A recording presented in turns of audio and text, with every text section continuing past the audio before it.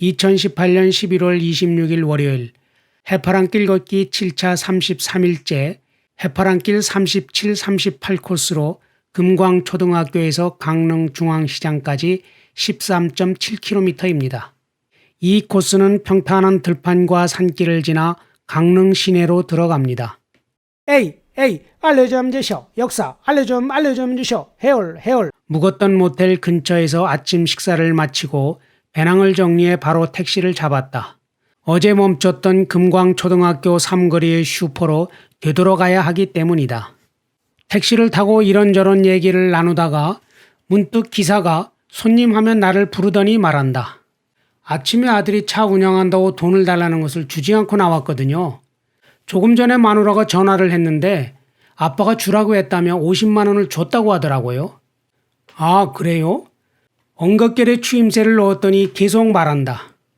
그래서 왜 주었냐고 물어봤죠.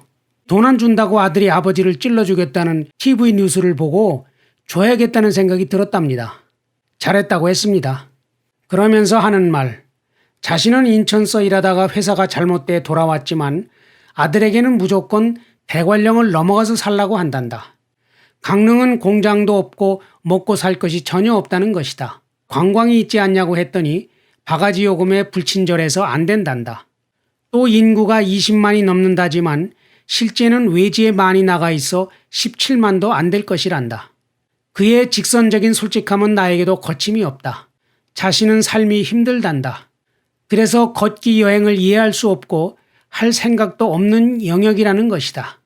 해파랑길을 걷는 것이 사치가 아니냐고 말하지 않은 것이 다행이다. 기사님, 저도 삶이 힘들긴 마찬가지랍니다. 혀는 입안에서 이렇게 속삭이고 있지만 가슴 한구석에서 고개가 끄덕여진다. 사서 고생은 곧 사치와도 통할 수 있음이리라. 귀가 시원할 정도로 통렬한 말씀이다. 택시에서 내려 또 왔냐며 반기는 삼거리 슈퍼 아줌마를 뒤로하고 해파랑길로 들어와 금광초등학교를 지나니 우리나라의 전형적인 논밭길이 뻗어 있다. 추수 끝난 논이 잘린 벼가 주위를 그윽하게 감싸고 동네 개 짖는 소리에 귀가 쫑긋 살아난다. 그렇게 20여 분을 갔을까. 누렇게 물든 들판 저만치 커다란 돌기둥 2개가 보인다.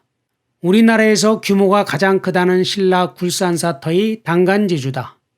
별다른 조각이나 장식은 없지만 규모가 웅대해 들판에 우뚝 선 모습이 묘한 느낌을 준다.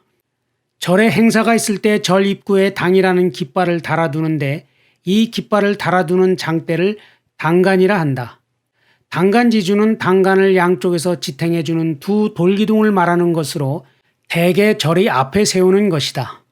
반야심경을 독송하며 탑돌이하듯 당간지주 주위를 시계방향으로 돌고 나서 어단천을 건너 200여 미터쯤간이 길이 끊어졌다. 끊어진 길 주위에 아직도 해파랑길 표지띠가 매달려 바람에 날리고 있는 것을 보면 이 근처 어딘가 제길이 있긴 있을 것이다. 아무튼 강릉 구간이 의외로 이곳저곳 길 안내가 허술하고 부실하다. 이어 오독대기 전수관과 학산리 전통 가옥을 지나 구정면 면사무소다. 면사무소는 해파랑길에서 처음인 것 같은데 어디서 많이 본 듯 익숙하게 느껴진다. 하얀색 2층 건물, 휘날리는 태극기, 맞은편에 졸졸졸 소리나며 흐르는 시냇물이 10리 넘는 길을 걸어 초등학교를 다닐 때 보고 지나던 시골 면사무소의 풍광이다. 그리고 보니 산골 촌놈이 넓은 세상으로 나와 나름 바쁘게 살았구나 하는 생각이 든다. 조그마한 시냇물과 면사무소에서 한강, 압록강, 양쯔강, 나일강을 보고 대한민국, 일본, EU, 미국의 정부 청사를 드나들었으니 말이다. 그렇게 60년이 흘렀는데 앞으로는 어떻게 살아야 할까? 해파랑길을 다 걷는 동안 그 답의 힌트라도 얻을 수 있을까?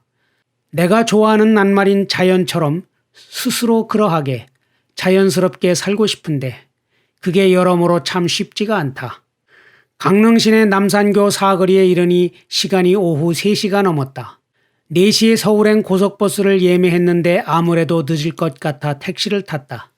그리고 터미널에서 내려 그동안 내 2다리가 되어준 2개의 나무 막대기를 버렸다. 며칠 사이 정이 들었는데 아깝다. 기념으로 집으로 가져갈 걸.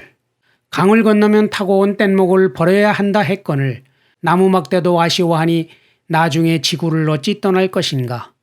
무겁고 탁한 마음이여. 동행 고맙습니다. 해열이었습니다.